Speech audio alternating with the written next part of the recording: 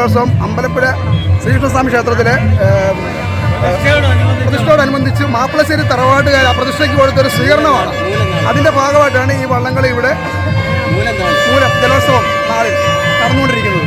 എത്ര വർഷത്തെ പഴക്കമുണ്ടാവും? 100 വർഷത്തിന് മേളിൽ പഴക്കമുണ്ട്. 100 വർഷം. കേരളത്തിലെ പുരാതനമായ. നമസ്കാരം. ഇപ്പോൾ ന്യൂസ് 22ലേക്ക് ഏവർക്കും സ്വാഗതം. ഇപ്പോൾ ന്യൂസ് 22 നിൽക്കുന്നത് ചമ്പക്കുളം മൂലം വള്ളംകളി. വളരെ പ്രാധാന്യമറിയുന്ന വള്ളംകളിയാണ്.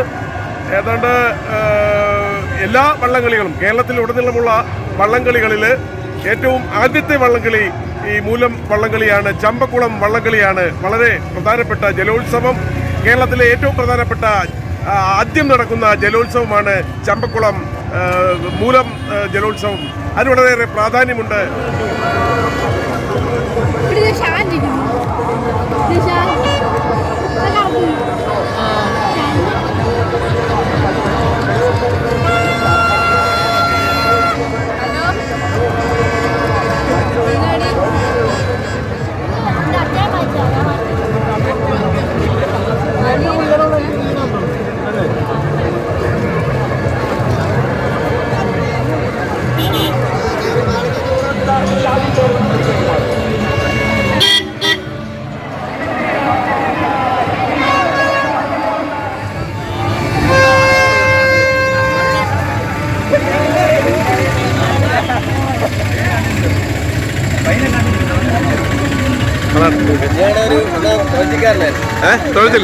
ജയശ്രീ ബോട്ട് ക്ലബിന്റെ തൊഴിൽക്കാരാണ്.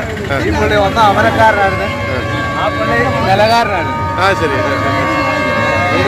ലീഡിംഗ് ക്യാപ്റ്റനായിരുന്നു.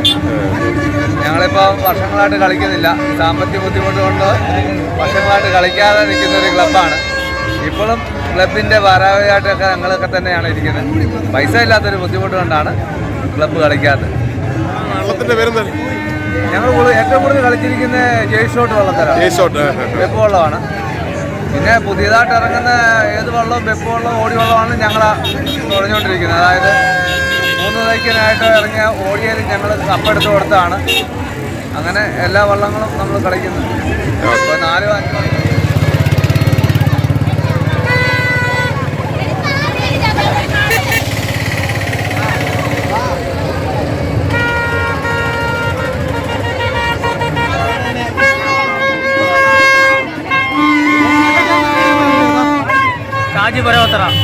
കുളങ്കുന്നിലാണ് വീട്.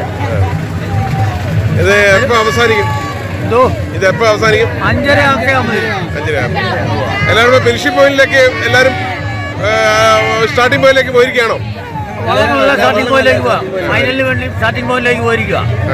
ഫൈനലിൽ സെലക്ഷൻ കിട്ടിയ വള്ളങ്ങൾക്ക് മാത്രം ഫൈനലിൽ പങ്കെടുക്കാൻ പറ്റും.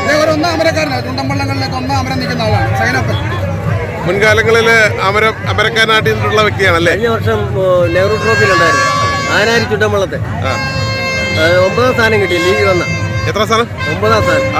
ശരി.